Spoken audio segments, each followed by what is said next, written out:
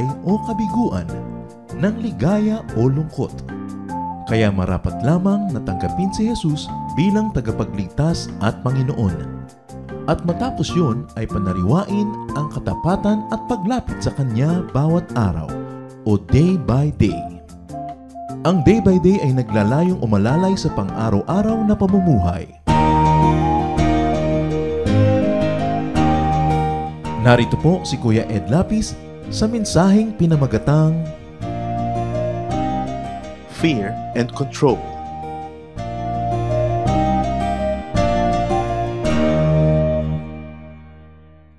John 8:32. You will know the truth, and the truth will set you free. Fear and control. Ano ang kinalaman ng takot sa control sa ating kapaligiran? Dear Lord, we thank you that you are in control. We thank you, Lord, that you take away our fears. And now we ask you to be our teacher, our preacher. Lead us unto greater knowledge of you. Kayo pong mangusap at mangaral, hanguin niyo kami sa kadiliman, sa kamangmangan, turuan at akayin. Dalangin namin ang lahat ng ito sa ngalan ng iyong anak na si Jesus. The fear of losing control is mother of many fears. Ano ang kinakatakutan natin na hindi natin makontrol? That's why people sometimes could be afraid when riding on a plane. Because you cannot control the plane. Somebody else is controlling it.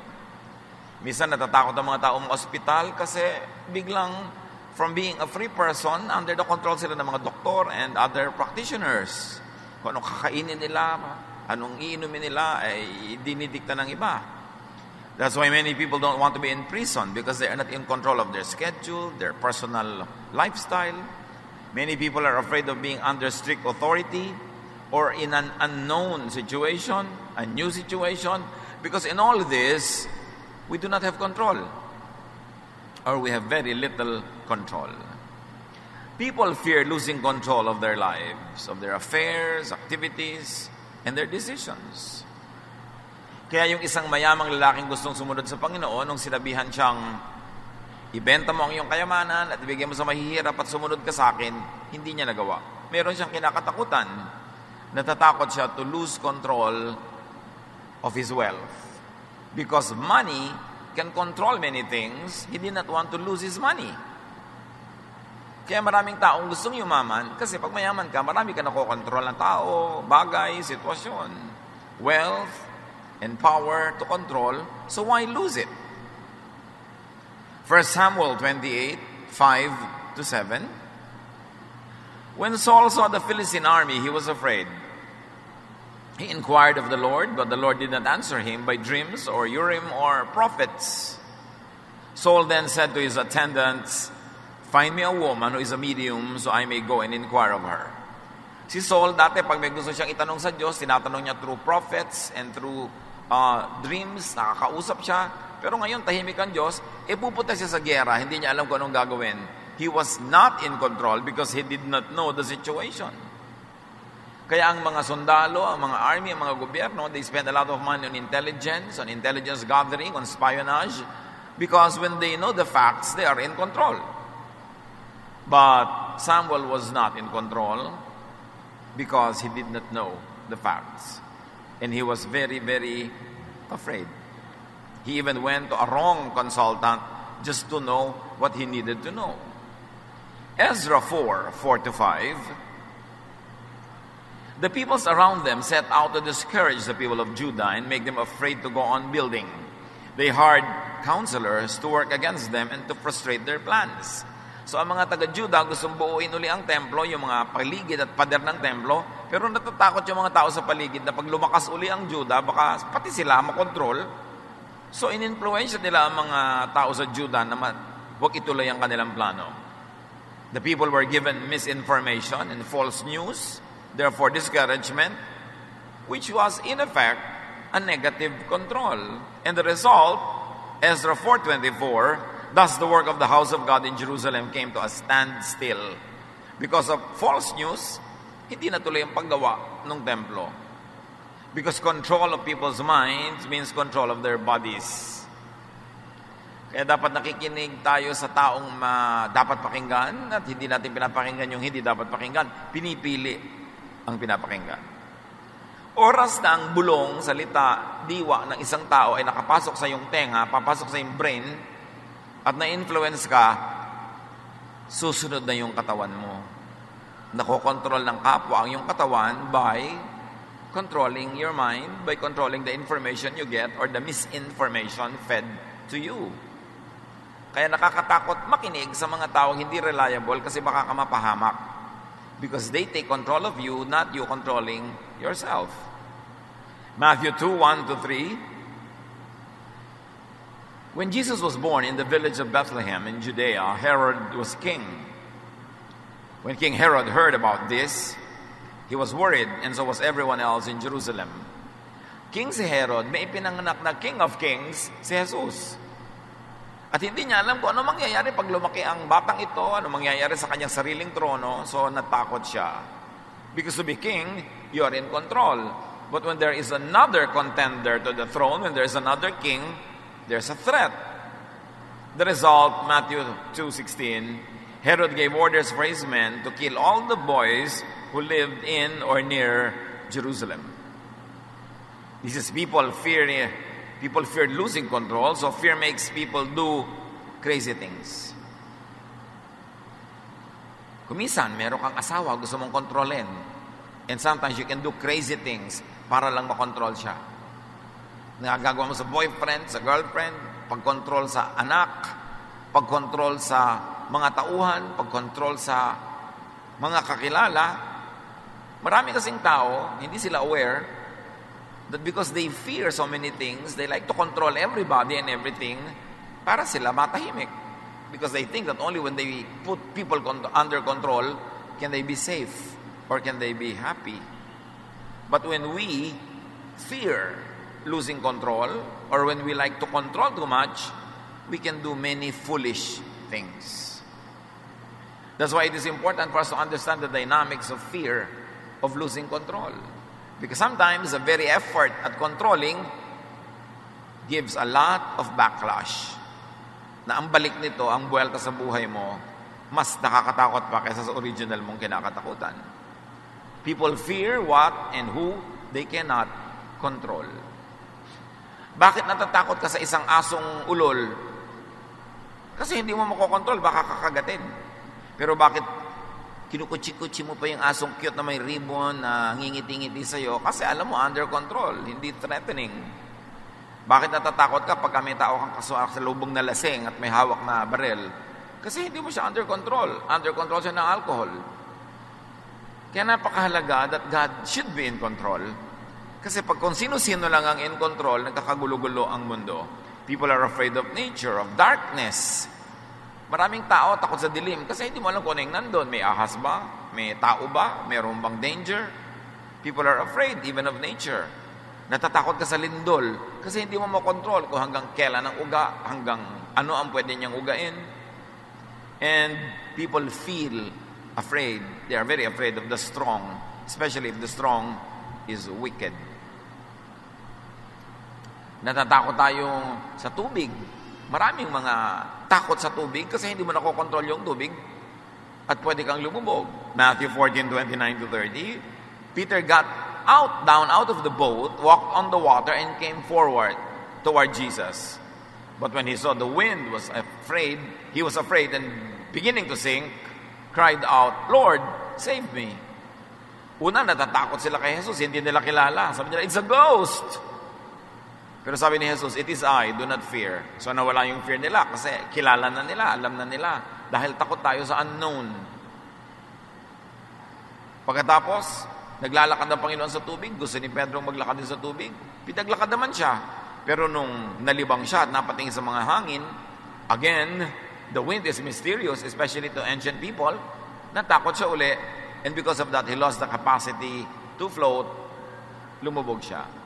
But the important lesson is, antidote to fear of what you cannot control is God or Jesus.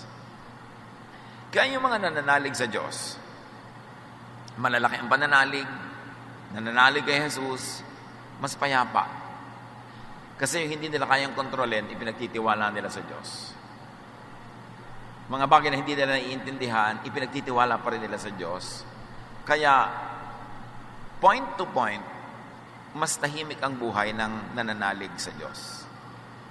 Kasi hindi siya nagjo-Diyos-Diyosan, hindi niya sinisikap na kontrolin at alamin ang lahat, ipinagtitiwala niya sa Diyos ang mga hindi niya kayang gawin at hindi niya kayang alamin. Ano ang relasyon ni Jesus and fear and control? Jesus is Son of God. All the powers of heaven were given to Him. That at the name of Jesus, in the name of Jesus, every knee will bow in heaven, on earth, and under the earth. But Jesus does not control people. Kaya si Jesus, hindi siya threatening Hindi siya nakakatakot lapitan kasi hindi kanya kakagatin. Hindi siya nakakatakot sundan kasi hindi kanya aangkinin. Hindi siya nakakatakot pakinggan kasi hindi kanya kokontrolin. Pharisees do control people. Yung babae na natagpuan ng Panginoon sa tabi ng balon, sabi ni Lord, alam mo, meron akong pwede ibigay sa iyo na living water. Minsan lang kita bigyan, hindi ka na mauuhaw ulit. John 4:13-14, everyone who drinks this water will get thirsty again, meaning the water in the well. But no one who drinks the water I give will never be thirsty again. The water I give will become in that person a flowing fountain that gives eternal life. Ganun kabait si Jesus. Bibigyan niya yung babae ng living water na sasabihin niya, hindi mo na kailangang umigib uli. In fact, hindi mo na kailangang humingi ulit sa akin kasi babalong sa iyong kalooban ang tubig na ito. It will be like a spring inside of you. It will flow naturally to the point that this woman did not even have to go to Jesus again and again and again. Yun ang tunay na pag-ibig. Yung merong tao nangangailangan, imbes bigyan mo linggo-linggo, buwan-buwan, para sumunod sa iyo, bibigyan mo na ng bangka, bibigyan mo ng net, tuturuan mo mga isda, at kahit hindi na siya pumalik uli sa iyo, mabubuhay na siya. Very liberating kind of love. Pero kung gusto mong paasahin lang sa iyo, sweldohan mo na lang linggo-linggo, buwan-buwan, hindi yan lalayo. Pero pag binigyan mo ng kabuhayan, na pwede na siyang mabuhay ng wala ka, yun ang tunay na nakakapagpalayang pagmamahal at pagtulong. At ganoon ang style ni Jesus. Jesus provides self-sustaining satisfaction and power. There was no need to always come to Him. He liberates people that comes to Him. Hindi niya ine-enslave, hindi niya itinatali sa Kanya, hindi niya kinakawawa. Matthew 14:25-27. Shortly before dawn, Jesus went out to them walking on the lake. When the disciples saw Him walking on the lake, they were terrified. "It's a ghost," they said, and cried out in fear. But Jesus immediately said to them, "Take courage, it is I, don't be afraid." Nasa kalagitnaan ng dagat sa madilim na hating gabi, nakasakay sa bangka na may malalakas na hangin, nakakatakot ang setting, tapos lumapit pa si Jesus naglalakad on water. Napagkamalan nilang multo. It's a ghost, sabi nila. Pero nung nagpakilala si Jesus, "It is I, don't be afraid," natahimik ang loob nila. What is the issue here? Knowledge of who it was, and generally knowledge of what it is, what it could be, means control. You can control what you know. You can control your reaction to what you know. And control means fearlessness, which means power. Kaya sinasabi nila, knowledge is power. Ang walang alam, ang madilim ang isip, ang mangmang, maraming takot. Kaya kahit na nag-aaral ka ng Bible, pero ang dami mong hindi alam ng mga blind corners, marami kang interpretation na hindi alam, maraming verses na hindi mo naiintindihan, kung minsan ang nagiging bunga pa sa'yo, puro takot takot na takot ka.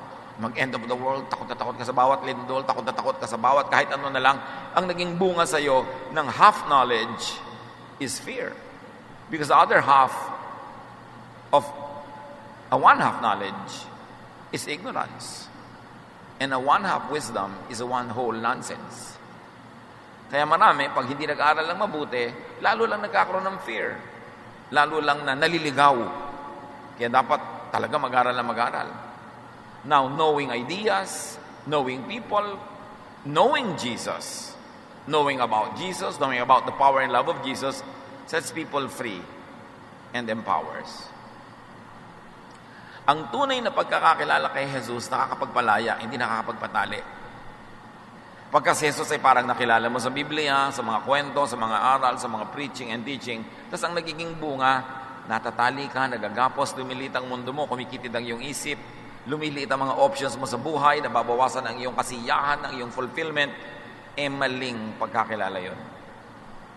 Dahil ang tunay na pagkakilala kay Jesus, ang tunay na mabuting pagbabasa ng Biblia, pag-aaral ng mga bagay na spiritual, ang nagiging bunga, nawawala ang iyong mga fear at nagkakaroon ka ng kapayapaan, kasiyahan, katahimikan. Pero bakit ang dami nag-aaral ng Biblia? Puro na lamang takot sa end of the world ang laman ng utak. Takot na lamang pag tumingin sila sa katasa, may nandun ang demonyo. Pag tumingin sila sa buhol-buhol na pansit, nandun si Satanas. Laging nakakakita ng mga takot, yung laging may mga worries, kung ano-ano, maling pagkakilala sa Diyos. Sabi ni Jesus, "It is I, do not be afraid." At dumakilala nila at nalaman nilang si Jesus yun, na tahimik ang kanilang loob. Bakit pwede mo ipagkatiwala kay Jesus ang lahat? Because He died for us. Because He is the Son of God. Because He is the greatest of all power, the King of all kings. And when Jesus says, "My peace I leave with you, my peace I give to you," it means you can have peace by one, using your God-given ability to know what you can know so that you will have power to control a situation that is beneficial to you. But knowing Jesus also means trusting Him for everything else that you cannot know at the moment. You don't know, but God knows. And God loves you, and that God has a plan for you, and you can be at peace. Jesus gives people control over their lives, of their affairs, their activities, their decisions. Yung isang tao na tinirahan ng maraming demonyo ang kanyang katawan nung pinalaya ni Jesus, sabi ng tao, "Susunod na lang po't sasama ako sa inyo." Kasi ganun yun eh. Pag ikaw'y alipin, binili kita, pinalaya kita, sa kanya, hindi ka na alipin, pero alipin na kita. Lumipat ka lang ng amo. So yung taong tinirahan ng masasamang espiritu, naalipin siya ng mga demonyo, ngayon pinalaya siya ni Jesus, feeling niya, duty niya na sumunod kay Jesus. Sabi niya, "Sasama na lang po ako sa inyo. Total, pinalaya niyo ako." Mark 5:18-19. When Jesus was getting into the boat, the man begged to go with him, but Jesus would not let him. Instead, He said, "Go home to your family and tell them how much the Lord has done for you and how good He has been to you." Hindi inalipin ni Jesus, hindi niya pinasunod sa kanya. Jesus did not exploit the man's excitement and faith in Him. Because Jesus set people free from control of demons, from control of the Jewish law, from control of the teachers of the law, from control of the Pharisees. At para kay Jesus, ang pagtanggal sa iyong fear, tanggalin ang mga kumokontrol sa iyo, liban sa Espiritu ng Diyos, na kusa mo namang sinusunod at hindi nagpipilit na sundin mo siya. Pero kabaligtaran ang ginagawa ng maraming religious leaders and religions, oras na naging member ka nila, kokontrolin ka na. Yun ang ginagawa ng mga Pharisees. Yun ang ginagawa ng mga teachers of the law. They control people's lives. Kaliit-liit ang butil ng buhay ng tao everyday, under their control. Kailan magtatrabaho, kailan hindi magtatrabaho, anong kakainin, anong hindi kakainin, anong isusuot, anong hindi isusuot, kanino makikisalamuha, sinong papakasalan. Under control lahat, parang robot ang mga tao. That's why Jesus taught the people of His time to be free from the laws of Moses, from the law of Israel even, except the laws that were loving and kind and merciful. Kaya yung pagkakaalipin ng mga tao sa Sabat, na wala ka nang pwede magawa sa Sabat, pinalaya niya, at then to very, very strongly demonstrate that, ginawa niya ang mga mahahalaga niyang hiwala, Sabat pa, kung kailan bawal magtrabaho. Yung mga kinakain ng taong kinokontrol lahat ng mga pare, sabi niya, it's not important what gets into the mouth, what gets out of it. Pinalaya niya yung mga tao sa kanilang pagiging obligado na maging malupit sa nagkakasala dahil inuutos ang batas ni Moses, papatayin nila, babatuhin nila hanggang mamatay nagkakasala. Pero si Lord, ipinakita niya na pwedeng hindi mo batuhin. Ano totoo? The people were obligated by law to stone this adulterous woman to death. Parang may kasalanan na sila pag hindi nila binato. Pero, sabi ni Jesus, sino man ang walang kasalanan, siya na yung mambato. And that set even those people free from having to stone the woman because they know may kasalanan din sila. Therefore, they were not qualified. Ibang-iba si Jesus. Nagpapalaya. Kabaligtaran ng karamihan sa mga religious practices na nagkokontrol ng lahat-lahat. Kaya tuloy takot ka sa pastor, takot ka sa iyong Bible study leader, takot ka sa iyong choir director, kasi puro bawal at puro mga kalupitan. Pero hindi ganun. Dapat matapat ka sa ginagawa mong ministry, matapat ka sa pagkanta, sa pagtugtog. Hindi dahil natatakot ka sa kapwa mo tao, kundi dahil mahal mo ang Diyos, na pinaglilingkuran mo, na alam mo pag nagawa mo ng mabuti ang iyong ministry, maraming makikinabang, matututo, magigising, magkakaroon ng kaliwanagan, and God is glorified and people are helped. That's why you are faithful to your ministry, not because of fear. Matapat ka sa iyong asawa, hindi dahil lang takot ka mabisto, dahil mahal mo ang Diyos at dahil inutos ng Diyos na mahalin mo ang iyong kapwa, minamahal mo ang iyong asawa, ang kanyang dangal, ang kanyang reputasyon, ang kanyang emotion, ang kanyang feelings, kaya nananatili kang matapat. Hindi sa takot, but because of love. Hindi ka gumagawa ng mabuti because you're under control or compulsion, but because it is your free will now to do what is good. Sabi, use your freedom to serve one another. Hindi ko mo free ka na, baliwala na sa iyo tao, baliwala na sa iyo duty mo. No, all the more that you become faithful, all the more that you become a better person because you are free. And now it is your choice to do good. You are not compelled by the law to do good. In being powerful yet not controlling people, Jesus takes people's fears away. Inaalis niya yung takot ng mga tao. Kahit nung bumagyo, pinatahimik niya ang bagyo, nawala yung takot ng mga tao. Pero hindi sa kanya naman natakot. Alam niyo kung minsan, ipagtatanggol ka ng isang natipunong lalaki sa isang maton, pero pagkatapos doon, kanya ka na. But Jesus is not like that. He sets you free from oppression of others, even by demons, and then He does not take control of you. You surrender to His Lordship. He does not force you. And His Lordship is sweet and nice and good and user-friendly. Ang tanong, mga kapatid, who and what do you fear? Know who and what you fear. And know enough not to be afraid. To be in control of yourself. Yung mga ibang tao natatakot magpa-medical check-up kasi hindi nila alam kung ano magiging result. Lalo kung may nararamdaman sila, may suspecha silang nararamdaman, ayaw magpa-check up, natatakot sa result. Pero alam nyo ba, habang hindi nyo nalalaman yung tunay na result, natatakot din naman kayo. At natatakot ka kung minsan sa bagay na hindi mo pala dapat katakutan dahil kung nalaman mo lang yung result, malalaman mong wala ka palang sakit. Pero dahil hindi mo alam, natatakot ka pa rin. Ba't hindi mo nang alamin na lang? At kung talagang nakakatakot nga yung nalaman mo, at least alam mo na, and you can do something about it para magpagamot, para ayusin mo ang iyong buhay, para maiwasan mong lumala ito, you will be in control, at least up to a point. Knowledge sets you free. Kung nag-aalala kayo na meron kayong malalaman na karamdaman kaya ayaw nyo magpa-check up, lalo kayong dapat magpa-check up para malaman nyo. Kasi pag alam nyo na, malalaman nyo kung anong dapat nyong gawin. Ang pinakamalungkot sa lahat ay yung natatakot ka na malaman mo ang isang bagay na pag nalaman mo pala, hindi naman nakakatakot. Dapat inalam mo na lang agad para natanggal na yung takot mo.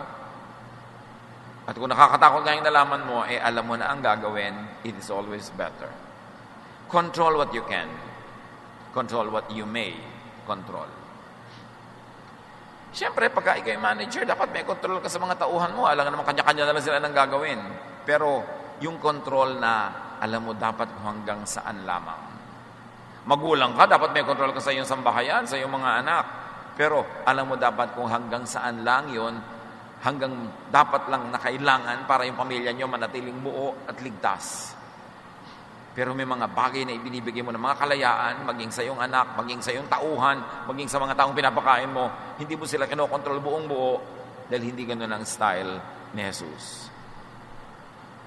Ano ang dapat nating nakokontrol para nababawasan ang mga fears natin sa buhay? Control your health. Up to how much you can control it. Yung worried ka ng worried, diabetic ka, tapos hindi mo makontrol ang kakakain mo ng kimpal-kimpal na asukal. Yung alam mo, diabetic ako, pero subo ka ng subo ng leche flan. Tapos nag-aalala ka, ano na kinararamdaman ko? Control your health. Para mabawasan ang iyong fear. May kaya ka namang kontrolin eh. Yung hindi mo makontrol, ipa sa Diyos mo. Pero yung makokontrol mo, kontrolan mo yan. Control your finances. Bakit tayo maraming fear tungkol sa pera? Madalas, ang fear ay ito lang. You spend more than you earn. Nakakatakot nga yun. Kasi sasabog sa mukha mo one day, na may utang ka na pala, lubog ka na pala sa utang, o wala ka na palang gagastusin, o napahamak ka na because you're spending more than you're earning. Control your career. Natatakot ka na hindi ka umasenso, hindi ka ma-promote. Kontrolin mo yan. Dagdagan mo asset mo, dagdagan mo karunungan mo, dagdagan mo mga training mo. It's a way of controlling the direction of your career. Natatakot ka sa environment. Control your environment. Tumigil-tigil ka ng katatapon ng plastic kung saan-saan. Tumigil-tigil ka ng sobrang consumption ng mga disposables. Tumigil-tigil ka ng pag-pollute sa hangin, ng pagsira sa kalikasan, para huwag kang matakot na balikan ka ng kalikasan one of these days. In other words, what do you fear? You have to have more knowledge, which means more control. And more control means less weakness, less fear. So control what you must. Not other people, control yourself. So that you will not be afraid of what you could be doing. Put yourself under your own control. What you cannot control, give and lift up to God. Paano mo makokontrol ang grade mo, estudyante? Natatakot ka, baka ka bumagsak pagka binigay na yung grades. Every day, control your attendance sa school. Control the submission of your homework and other requirements. Control your review time, your study time. Makokontrol mo ang grade mo. Pero yung wala kang ginagawang pagkocontrol doon, you will be under the mercy of whatever grade is given you, then you have a lot of fears. Marami tayong dapat kinokontrol. Because God is God of order. And order means you control. Pero ang control natin, kuminsan, ginagamit natin to control people, their emotion, we manipulate them, we control their activities to suit our taste. Hindi yon. Ang kontrolin mo, sarili. At pag inayos mo yung sarili mo, susunod ang buong environment, naaayos din. Up to a point. Up to a great point.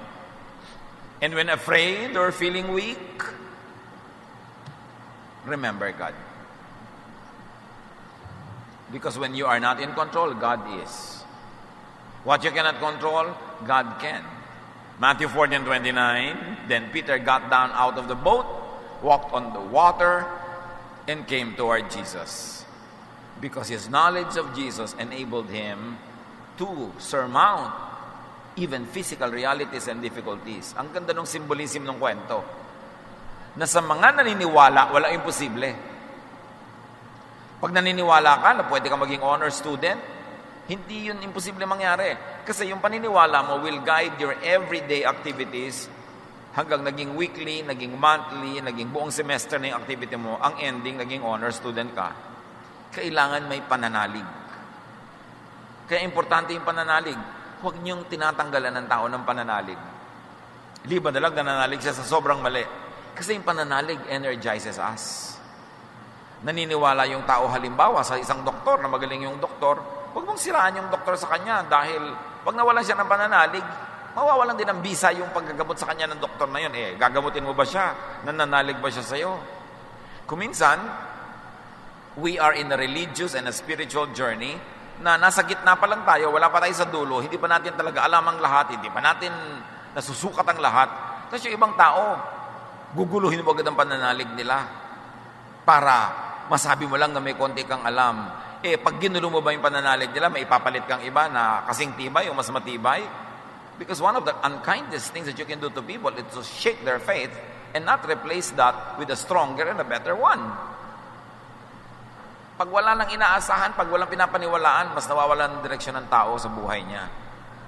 Kaya importante na may pananalig, lalo sa mga talagang napatunayan ng mabubuting bagay. Jesus and faith empowers people to conquer fears, to transcend limits, and to achieve great feats, great projects, to do great things. Jesus, our faith in Jesus, can empower us to conquer our fears. What are your fears? Ilapit sa Panginoon. Tulad nga ng binanggit natin, kung makakatulong sa inyo na mag-aral, magsanay, para hindi kayo natatakot. Natatakot ka magbaneho dahil hindi ka sanay, magsanay ka na magsanay para matanggal yung takot mo. Pero hindi matatanggal kung lagi kang iiwas sa kinakatakutan mo. Kailangan magapi ang kinakatakutan. Yung iba natatakot magsalita in public, subukan mo ng subukan hanggang masanay ka. Natatakot yung iba na magsabi ng tulay nilang niloloob. So buong buhay, kinikimkim na lang niloloob nila. Nagiging slave sila ng iba. Kung ano ipagawa sa kanila, gagawin nila kasi hindi sila makatanggi. Kahit natatakot ka magsalita. Ano mga kinakatakutan natin? Kailangan natin yun na malampasan. Pag hindi mo kinontrol ang sarili mo, kokontrolin ka ng iba. Pag hindi mo kinontrol ang mga gagawin mo, nagpasya ka itong gagawin ko, kokontrolin ko yung environment ko para ko magawa. Pag hindi ka nanindigan, iba ang kokontrol sa'yo. Uy, saan ka pupunta? Diyan lang. Halika, sumama ka sa akin. Ayaw mo kasi. Halika na. O sige na nga. Nakontrol ka na. Kasi hindi mo kinokontrol ang sarili mo. Yung peer pressure sa mga kabataan, nagpapakontrol sila sa iba. Kasi wala silang paninindigan. Dapat kokontrolin natin ang sarili para hindi tayo kokontrolin ng iba. 1 John 4:4, you belong to God. God's Spirit is in you and is more powerful than the one that is in the world. Pag buhay na buhay, masiglang-masiglang Espiritu ng Diyos sa ating puso, wala tayong kakatakutan. Kahit forces of darkness. Because greater is He that is in you than He that is in the world. May weakness ka, meron kang talent na dapat mong i-develop, meron kang dream na gusto mong abutin, have faith in God, do what is practical, develop yourself, and go for it. Take control of your life para hindi ka masyadong natatakot sa iba. 2 Timothy 1:7, for the Spirit God gave us does not make us timid, but gives us power, love, and self-discipline. Ang Espiritu ng Diyos kumikilos para hindi tayo gawing mahiyain o kimi o dungo. Pagka dudungo-dungo ka, kikimi-kimi ka, babatok-batukan ka ng lahat. Aakay-akayin ka, itutulak-tulak ka. Sabi, hindi ganyan ang Espiritu ng Diyos. Matapang, pero hindi gumagawa na masama. Naninindigan sa tama, hindi laging nakikisama. Kung ang pakikisama ay magiging pakikisama, minsan gino-glorify natin yung magaling makisama. Up to a point, it is useful. Lalo nung tribal level ng ating civilization, na kailangan mo ang tulong ng kapitbahay mo para ka mabuhay. Kailangan talaga makisama ka. Pero meron tayong isang katangian na hindi natin laging naitatanghal. Ito'y paninindigan. May mga panahon na hindi ka dapat makisama. Dapat kang manindigan. At kung yun ay kukontrolin na ng iba ang buhay mo, kokontrol nila ang love life mo, kokontrol nila ang karir mo, kokontrol nila kung anong kakainin mo, paano ka mabubuhay, dapat ka nang manindigan nun. Kasi hindi ka dapat kinokontrol ng iba. Diyos ang lumikha sa iyo nga, hindi ka kinokontrol ng Diyos, binibigyan ka ng laya. Bakit ka magpapakontrol kung kani-kanino? Iba naman yung parental authority, lalo't habang bata ka pa, dapat ka talagang sumunod. You don't know too much para magsarili ka agad. At kahit matanda ka na, mas matanda pa rin sa iyong magulang mo kahit tumanda ka na, so dapat nakikinig ka pa rin. And the premise of obedience to parents is because parents love you, Sometimes they may not be perfect, they may commit mistakes, but they will not intentionally lead you astray. Minsan nagkakamali rin sila pero hindi naman nila sasadyain na ipahamak ka. Bihirang-bihira ang magulang na ganoon, baka 0.01% lang. Kaya mahalaga, alam mo, kanino ba ako nagpapakontrol? Ba't kayo magpapakontrol sa mga kaibigan nyo, sa mga kaeskwelan nyo? Bakit pakain ba nila kayo? Pero pag niyaya ka umabsent, punta ka naman. Pag niyaya ka gumawa ng mali, mayali ka, may pupukpukin tayo, papatayin natin, sasama ka naman. Kailangan marunong ka manindigan. Yan ang ituro natin sa mga kabataan. You should not be under the control of your friends. You should not be under the control of anybody except God, who does not even control you. Because you have to submit to God willingly. Importante na naiintindihan natin sa spiritualidad yon, that it is your birthright to be in control of your life led by God. In being powerful yet not controlling people, Jesus teaches and enables people to not fear Him and not scare people to control them. Dahil hindi tayo kinokontrol ni Jesus, hindi din dapat tayo controlling sa ibang tao. Kahit ikaw ay religious leader, spiritual leader, you should not be controlling. Kahit sa counseling should not be directive. Yung may problema yung tao, didiktahan mo na, alam mo, itong gawin mo, itong gawin mo, itong gawin mo. Tapos pag magpapapayo uli next week, ayaw na kitang payuhan. Bakit po? Hindi mo naman ako sinusunod. Hindi ganoon ang payo. Pag nagpapayo ka sa tao, parang magulo yung buhok niya, sinusuklay mo lang para maintindihan niya kung alin ang mahaba, alin ang maiksi. Para maayos niya yung buhok niya. Tinutulungan mo siyang suklayin. Pero bahala siya kung gusto niya itirintas, ipusod, ibuhol. Siya ang bahala, buhok niya yun eh. Pag nagbibigay tayo ng payo, sasabihin lang natin, alam mo, sa tingin ko, kasi hindi ako masyadong involved sa problem, sabi, siguro mas objective ako kaysa sa'yo. Pag ginawa mo ito sa boyfriend mo, number 1, ito magiging bunga. Number 2, itong ginawa mo, ito magiging bunga. Number 3, itong ginawa mo, ito magiging bunga. So, pumili ka kung alin ang gusto mong gawin. Counselor, hindi mo sinasabing, gawin mo yung to. Kung hindi mo gagawin, huwag ka nang babalik sa akin. Dictation yun. Hindi yun counsel. Marami pa namang tao pag nagiging relihiyoso o nagiging tendency to control others. Yung, oy, ba't ganyan ang suot mo? Hindi yan sinusuot ng Christian. Anong pake mo? Sinusuot ng kapwa. Diba? Lalo't hindi naman inagaw sa sampayan mo yung suot niya. Pwede kang mag-suggest kung nagtatanong, uy, bakit ba ako hinahabol ng mga lasing pag ganito ang naglalakad ako?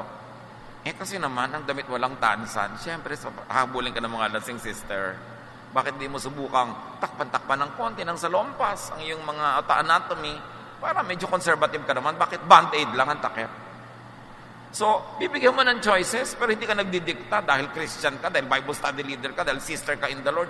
Pinapakialam mo na yung buhay ng may buhay. Jesus sets free. Why are you controlling people? Bibigyan mo lang sila ng kaliwanagan. Ito ang sabi ni Jesus, ito mga option, ito mga pwede natin gawin. But the obedience is up to them. Kahit mga preachers and teachers, you preach, you teach in the best of your knowledge. And you explain in the best of your understanding what the Word of God means. Pero hindi mo pinupulis ang mga tao kung sinusunod nila o hindi. It is their choice. Hindi yung pupunta ka sa bahay ni sister ganon, tingnan mo talaga kung nandun yung boyfriend niya. Yung ganon, parang Gestapo state, para ka ang mga espiya nung panahon ng Hapon. Nagpipreach ka, ipinapanalangin mo mga ipinagpipreach mo na nawa maliwanagan, sundin nila on their own free will, pero hindi ka pulis. At kung sakaling hindi nila sinunod o hindi nila nasunod, hindi ka judge. Teacher ka, counselor ka, nasa tao ang degree ng pagsunod, paano susundin, kailan susundin, free will niya yon. Kailangan lang galingan mo yung turo. Win them over with love para for everything else that they don't want to really understand or obey, because of your love, it becomes easier for them to be obedient to a way that's probably not totally known to them yet, but could be known to them more and more as they obey more and more. But you should encourage obedience, not by scaring people, but by loving them. Yung bang sumusunod ka kahit hindi ka agree kasi alam mo mahal ka na hindi ka naman ipapahamak nito. So, bibigyan mo ng pagkakataong mapatunayan niyang tama yung kanyang ipinapayo. Nalilito ang church kung siya ay light, teacher, guide, counselor, o kung siya ay pulis o hukom. Kaya ang linaw-linaw ng turo ni Lord, do not judge others. Just love people. Give them the privilege to obey from their own free will and volition. Because it is much more joyful to do something when it comes from within your heart. But teach them, guide them, pray for them, so that their heart finds it compelling and finds it reasonable to obey the Word of God. Pero hindi ka nagpupulis ng kapwa. Kaya nagkakagulo ang mga Kristiyano, nagchichismisan, nagsusumbungan, nag-aaway-away. Kasi nagpupulis sila, hindi naman sila inutusan ng Diyos na maging pulis. Love people, laging ganun. Gusto mong baguhin ang isang tao para siya magbago para sa ikabubuti niya, mahalin mo. Alam niyo, yung pagmamahal talaga is more powerful than anything. Kaya marami sa atin, ang tagal-tagal lang nasa church, hindi pa talaga nararanasan ang tunay na Jesus. Kasi ang ginagawa natin nga, we judge, we police, we force ourselves onto people's lives. O yan, tagal-tagal lang kitang Bible study, naninigarilyo ka pa rin. Pinapagalitan mo talaga. Bible study, turuan mo ng turuan, at kung kailan siya magkakaroon ng conviction, siya ang magpapasya nun. Hindi mo kinukonsinte, hindi mo in-encourage, pero hindi mo dyan-judge, at hindi mo pinopolis. Yun ang style ni Jesus. Jesus sets people free from satanic control through outright deliverance. May mga pinalayas talaga siya mga demonyo, at meron naman sa pamamagitan ng love. Kaya naman pala problematic tong tao na to, kaya nagsasalita na ang dami-daming boses. Kaya pala nagkakaroon ng split personality ito. Hindi naman pala demonyo, depressed lang. Lonely, sad, alone, afraid. 1 John 4:18, there is no fear in love, but perfect love drives out fear. Because fear has to do with punishment. The one who fears is not made perfect in love. So dapat gumagawa ka ng mabuti, hindi dahil takot ka sa parusa, kundi dahil mahal mo ang Diyos, alam mong mahal ka ng Diyos.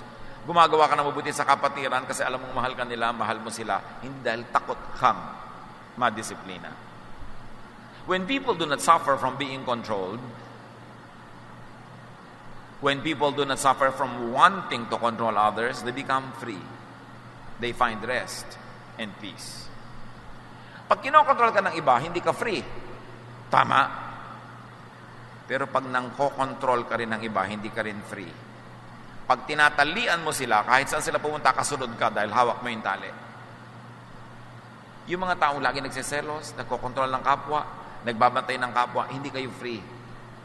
Kasi, dapat kayong matulog, hindi kayo makatulog, nagmamanman kayo. Dapat kayong mapahinga, hindi kayo nagpapahinga. Dahil may kayo iniisip, gusto nila silang kontrolin.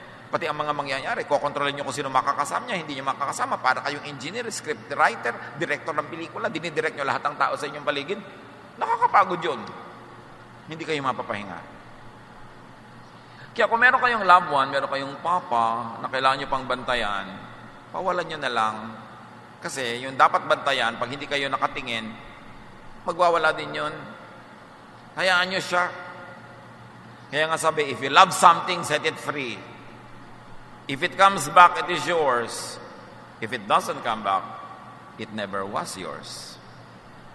Kaya kung meron ka diyang loved one na nandyan lang dahil nakabantay, marino ka, it's not worth it. Pawalan yun, nakakapagod yun. Dapat hindi ka habol ng habol. Dapat, kusa siyang pumupunta sa'yo. Mapapahinga ka. Doon ka lang mapapahinga pag hindi ka nang kokontrol ng iba. Yung kailangan mo pang kunin yung SIM card niya, yung kanyang password, tapos para kang detective na nakabantay sa lahat ng mga post niya, nagla-like sa kanya, may 100 siyang friend, lahat tinitingnan nyo, minamanmanan nyo. Hindi kayo free nun. It's not worth the relationship. It's not worth it. Na napapagod kayo, napupugayat kayo ng kababantay, kapipigil. No. Hindi yung style ni Jesus. You don't become free that way. John 14:27, peace I leave with you, my peace I give to you. I do not give to you as the world gives. Do not let your hearts be troubled and do not be afraid. So you see, ang peace nandun lang sa setting people free and being free yourself. yung kailangan mong hulihin, bantayan, itali, ikulong is not worth it. Huwag na lang. Get freed from your personal demons. Marami tayong mga takot, marami tayong mga fear, only because we like to control. Let go. Relax. Yung mga sobrang nagpapasikat, yung meron kang birthday, gusto mo perfect ang lahat kasi magpapa-impress ka sa lahat ng bisita, nakakapagod yun. Yung babayad ka pa ng mga sikat para umattend, para mapag-usap ang may sikat na umattend sa iyong event, wag na lang. Kung sino talagang willing pumunta para hindi ka pagod. Importante yun. What is freedom and choice to control personal life? Give people choices. Give people freedom. Nakakapagod yung binabantayan, nakakapagod din ang magbantay. Dapat, pahinga ka. Kung ayaw niya sa'yo, huwag mong pilitin. Pag lumuwag-luwag yung tali mo, aalis din yun. So ngayon na, kaysa bukas. Iiwan ka pa rin pala next week. Di ngayon na, para mag-start ka na makamove on. Huwag mo siyang pigilin. Matthew 6:24, you cannot be the slave of two masters. So kung nasa Diyos ka, dapat free ka from satanic control. Dapat hindi ka nagpapadeceive that you get into the business of controlling others and being controlled by others. John 8:11, Jesus told her,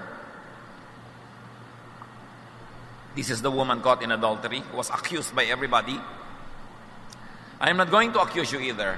You may go now, but don't sin anymore. You see si Lord? Kaya siya nakakapahinga, nakakatulog kahit may bagyo eh. Kasi hindi niya minamanmanan ang lahat ng tao. Sabi niya, hindi ka ba nila in-accuse? Nawalan sila ng lakas ng loob. Ako na hindi kita i-accuse. Then pareho tayong relax. Umuwi ka na. Huwag ka na magkasala. Ayusin mo yung buhay mo. Hindi niya sinabing, bukas, check-in kita ha. Kasi mahirap yun sa kanya at mahirap dito sa tao. Judgment means control. Pag ikay niya na-judge ng sino man, under control ka. Kaya kung sasali ka ng beauty contest, ang judges hahanapin 36, 24, 36. Slave ka nila. Hindi ka makakain na gusto mong kainin. Hindi mo gagawin mo kasi kailangan sundin mo yung standard nila. Because judgment means control. Pagka yung mga taong kasama mo, ginadjudge ka sa suot mo, sa kinakain mo, nakokontrol ka nila para huwag ka nilang pagalitan, huwag ka nilang pagchismisan, nagpapakontrol ka kahit ayaw mo. Kaya ayaw ni Lord ng judgment. Kasi gusto ni Lord ng mga tao may laya. Forgiveness is freedom. Kaya si Lord forgives.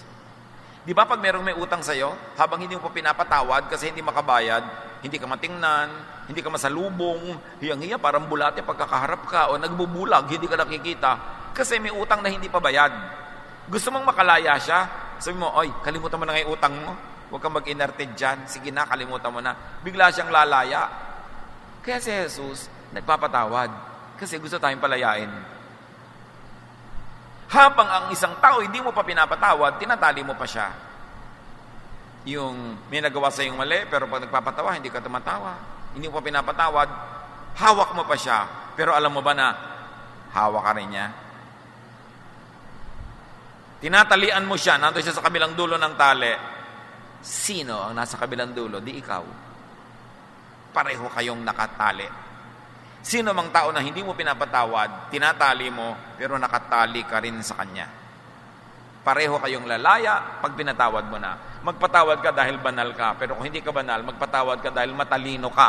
Kasi habang hindi mo pinapatawad, pareho kayo nakatali. Patawarin na. And that is the way of Jesus. Pag inanalyze mo yung psychology ni Jesus, ang galing. Yung psychiatry, pag in-analyze mo mga ginagawa niya through the laws of physics, the laws of chemistry, sociology, anthropology, puro tama. Kaya sundin. At kung hindi masyado naiintindihan, dahil sa mga napatunayan na ni Jesus, sundin na natin siya para sa mga bagay na hindi pa natin naiintindihan tungkol sa Kanya. Kasi sapat-sapat na yung patunay niya na mahal niya tayo at tama siya. Galatians 5:13, you, my brothers and sisters, were called to be free. You, kapatid, have to be free in life. Maraming mga babae magsasabi sa akin, dito, sa Facebook, gusto ko pong gawin ang magagawa kung gusto kong gawin sa buhay, pero hindi ko magawa dahil umaasa lang po ako sa husband ko, sa income niya ay napakaliit. Hindi maghanap buhay ka. Marami namang paraan para kumita kahit may anak ka, kahit meron kang ginagawa. You have to be free. And freedom means also financial freedom. Natural, kung umaasa ka lang lagi, kay asawa mo yan, kay anak mo, magulang mo, umaasa ka, hindi ka talaga free. Hindi mo mabili yung gusto mong bilhin kasi pagka kumukuha ka ng gano'n sa supermarket, nakatingin na sa'yo. Kailangan mo ba yan? Siya kasi magbabayad. Hindi naman. Babalik mo na. Siyempre, kung may pambayad ka, hindi ko to kailangan, pero gusto ko rin bilhin. Hindi meron kang kalayaan. Kaya financial freedom is important. Empower yourself to be fearless. Empower yourself to fear less. And the rule is very simple. Mas umaasa ka sa isang tao, mas nakatali ka. Masarap yung hindi ka humihiwalay sa asawa mo, hindi ka lumalayo, hindi dahil umaasa ka lang sa sweldo niya, dahil mas may pera ka pa nga, pero umaasa, dahil mahal mo siya, kaya ka nag-stay. Hindi na-oobliga ka lang. Ang daming, naku tito, sasabihin nila sa akin sa Facebook, kung may pera lang ako, iniiwan ko na to. Gusto mong umutang, makalaya ka na lang, dahil hirap na hirap ka na pala, binubusan ka ng kumukulong tubig, sinasaksa ka ng ice pick, pinaglalakad ka sa apoy, dapat talaga lumaya ka. Yung, hindi magawa kasi walang kakayanang mabuhay. Kaya ang tinuturo, Lady of Proverbs 31, di ba? Ang galing maghanap buhay, ang galing magnegosyo, nagbibigay sa charity, pero mahal siya ng asawa niya, mahal siya ng mga anak niya, masaya sila. Pero nandun siya, hindi dahil wala na siyang choice. Nandun siya kasi choice niya. And you've got to have freedom to have the choice. Empower yourself. Children of God should not overdepend on others, even emotionally, financially, materially. We should produce more than we need so we can give what is in excess to others who are less capable to support themselves.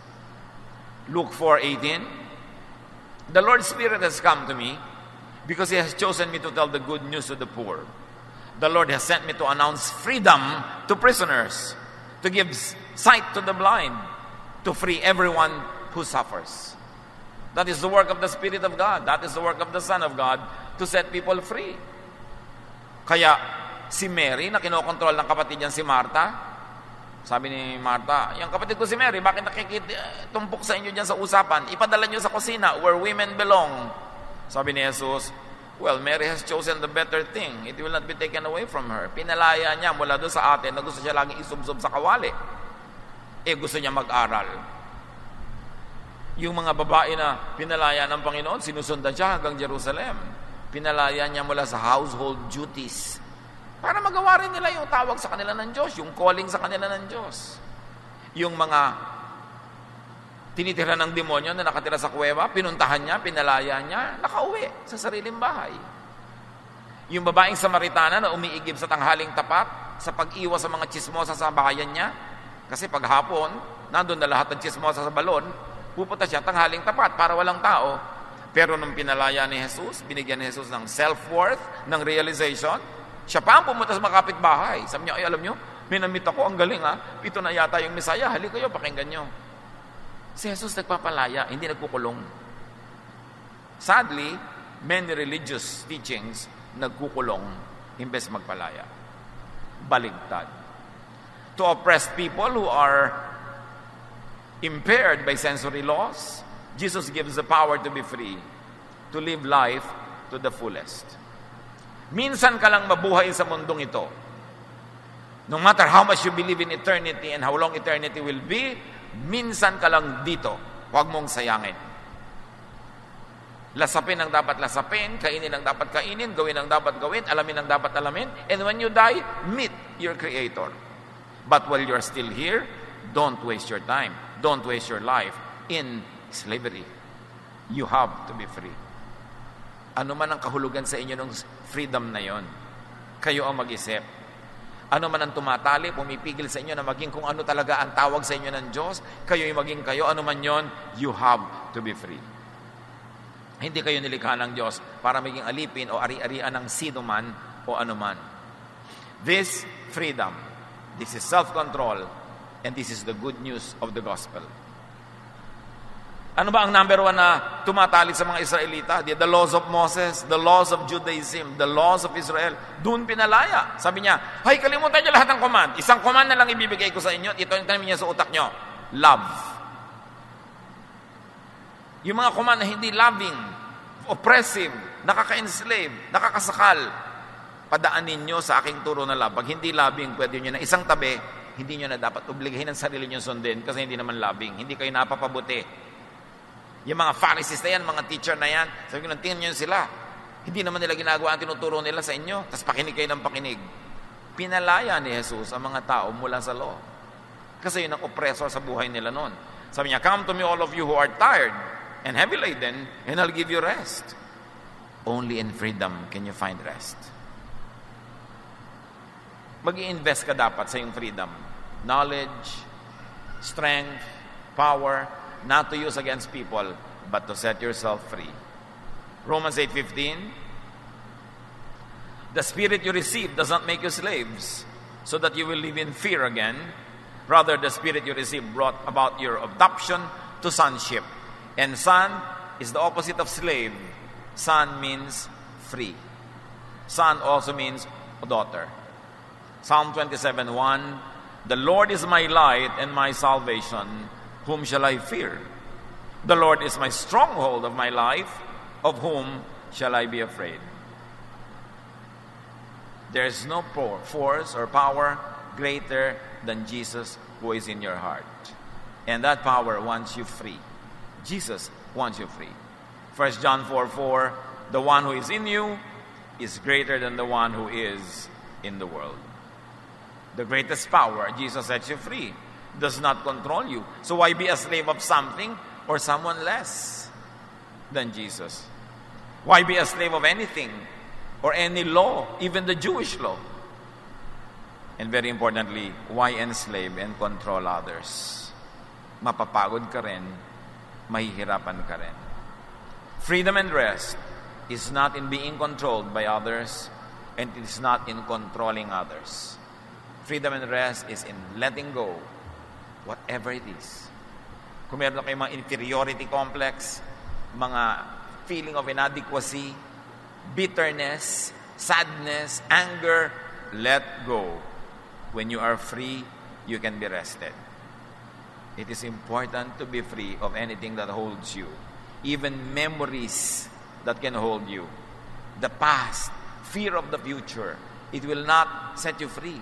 Free yourself by the power of the Lord Jesus. Dear God, teach us how to apply these high ideals in daily living so that we could be in control of our lives to do what is good, what is best.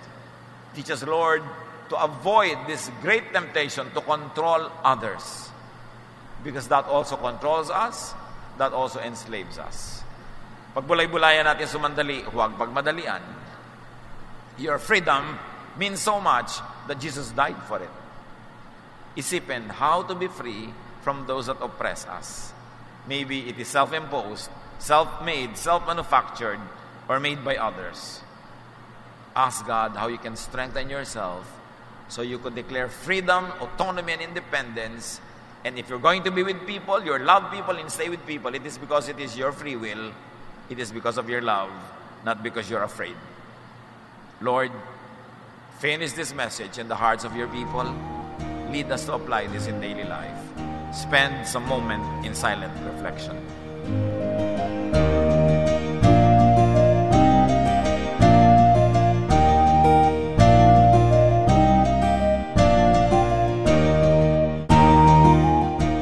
Ang katatapos pong mensahe ni Kuya Ed Lapis ay pinamagatang Fear and Control.